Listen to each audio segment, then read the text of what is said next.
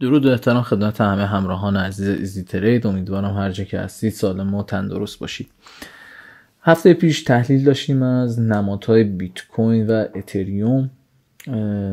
این تحلیل ها رو انجام دادیم. الان تو این ویدیو کوتاه میخوایم بریم بپردازیم ببینیم وضعیت قیمت بیت و روندش به چه صورتی هستش. ما پیش بینی کرده بودیم که اگر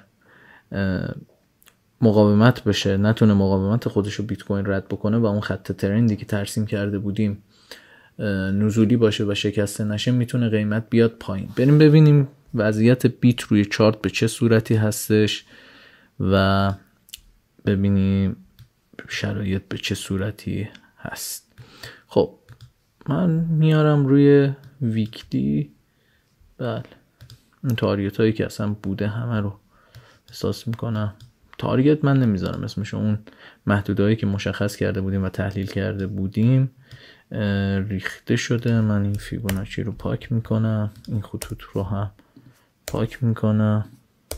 اینجا هم مقاومت ما و محدوده بوده و میبینید که توی تایم فریم هفتگی قیمت با یک کندل خیلی قوی این محدوده حمایتی ما شکسته شده و از بین رفته و اون تارگت پایینی که گفته بودیم رو داده و توی تایم فریم هفتگی وضعیت رو دارین مشاهده میکنید که این خط ترندی هم که ما کشیدیم بر اساس وضعیت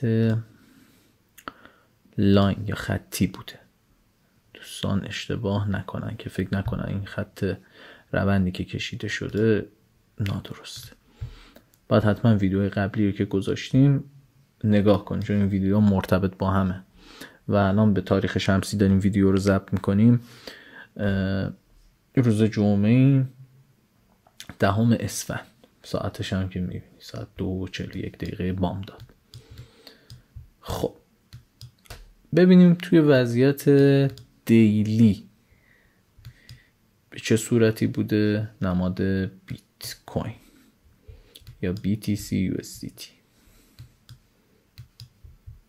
آره، خط ترند رو من بخوام آپدیتش بکنم به این صورت و قشنگ شادو کالیبره باشه. یک کوچولو دیگه اگه زوم بکنم بهتر میتونم ترسیمش کنم. خب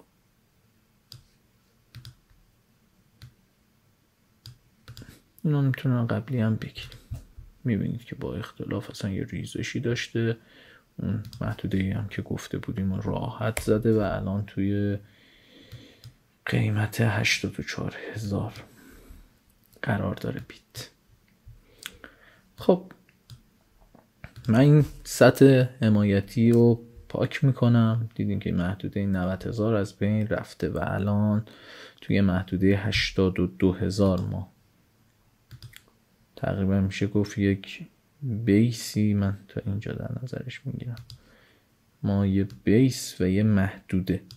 میدونم اختلاف قیمتی میبینی که از 84,000 میاد تا 80,000، 4,000 دلار فرقشه. اوکی، ولی میگم محدوده، نمیگم یک نقطه یک.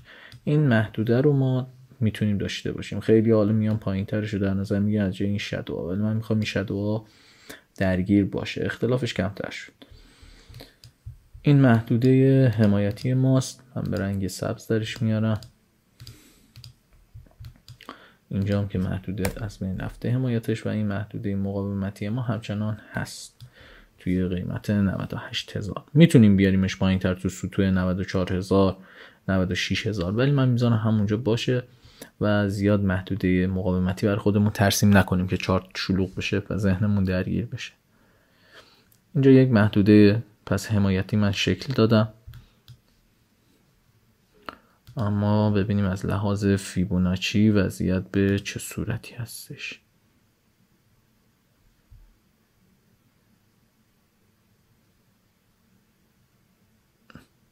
تو همین محدوده درگیری داریم، یعنی محدوده حمایتی هستش.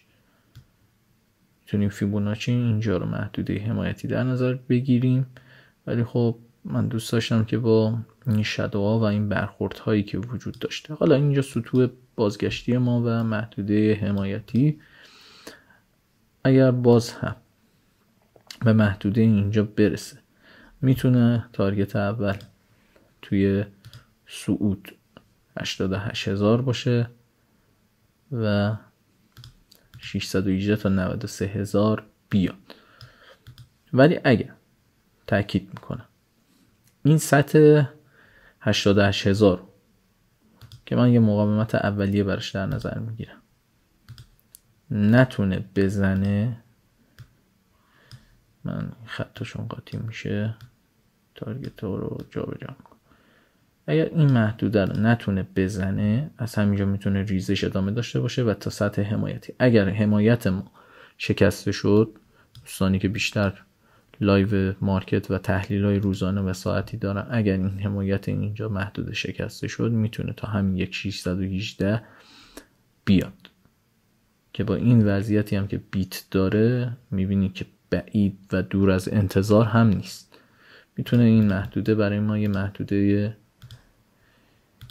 مشخص شده برای ریزش باشه. من رنگ زردم میکنم که با خطوط بالا اشتباه نشه. پس گفتیم اگر مقاومت شکسته شد میتونه این تارگت ها رو به ما بده، ولی مقاومت قطعی سر راش میتونه محدوده 95,000 باشه برای مقاومت خودش. من خیلی هم نمیخوام چارت رو شروع کنم. محدوده میتونه محدوده مقاومت اول اگر شکسته نشه خط زرد رنگ، و اگر این مقاومت شکسته شد میتونیم به این سطوح و نقاط گفته شده بپردازیم و در نظر داشته باشیمش. من ریزتر نمیشم تحلیل بیت کوین رو، چون یکم احساس میکنم بیش از حد توضیح دادم و ویدیو نمیخوام به اون صورت طولانی بشه. اما نماد اتریوم من USD شو بررسی میکنم، چون هفته پیش USD بوده.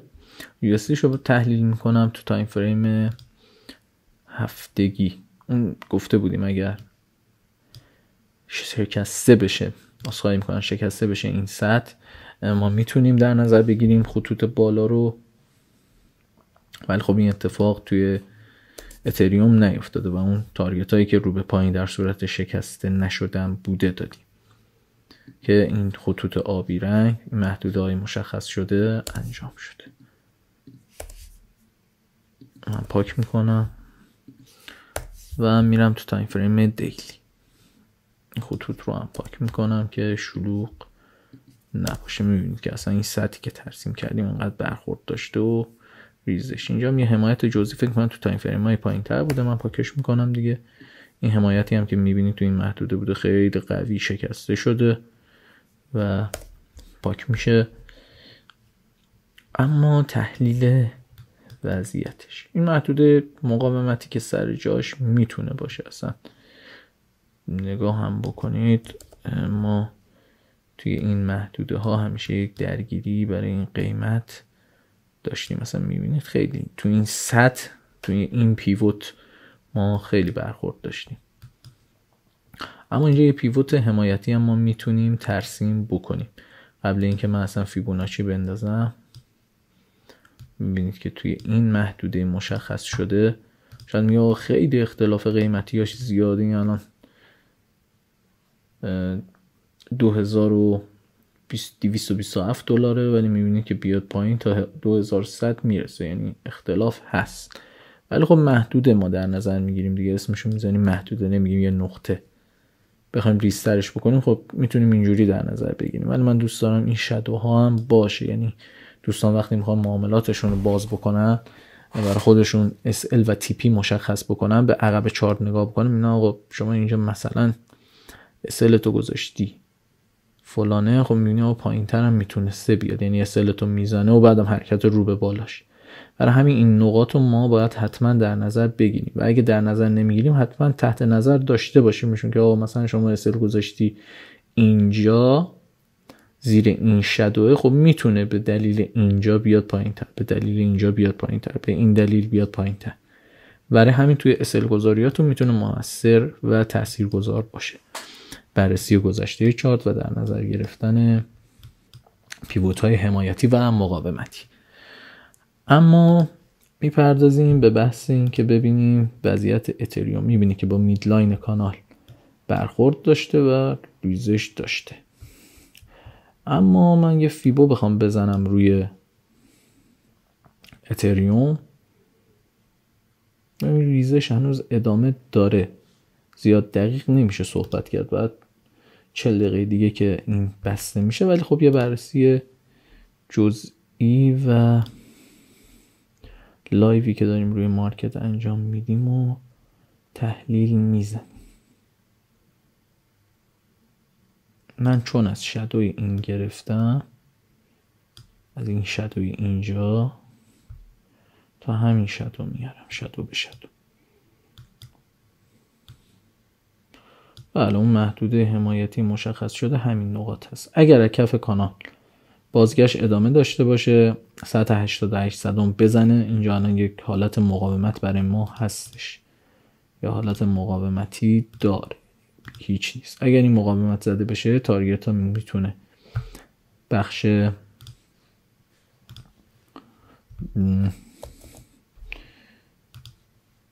78 صدم یا 786 هزارم مسخایی میکنم، 786 هزارم باشه و بعد از اون میتونه 618 رو داشته باشه. ولی خب این محدوده 618 و نیم باز هم محدوده مقاومتیه و باید بدونیم که تحلیل بیت خیلی تحت تاثیره و توی بحث تصمیم گیری قیمت این که ما بخوایم صعودی در نظرش بگیریم یا نزولی. فعلا که چارت بیت رو دیدیم، در وضعیت خوبی برای صعود نیست که بگیم خب اتریوم هم مثل بیت میتونه صعود داشته باشه. اگر بیت صعودی بشه، تاثیر خودش رو روی باقی نمادها مثل اتریوم میذاره و روند صعودی میشه. ولی در غیر این صورت، اگر اینجا مقاومت صورت بگیره، یه رنجی میزنه و تو این سطوح بازی میکنه. اگر بیت بریزه، خب قطعا هم اتریوم میریزه و میتونه محدودهای قیمتی توی ریزش و دست رفتن این محدوده حمایتی این نقاط باشه برای ما.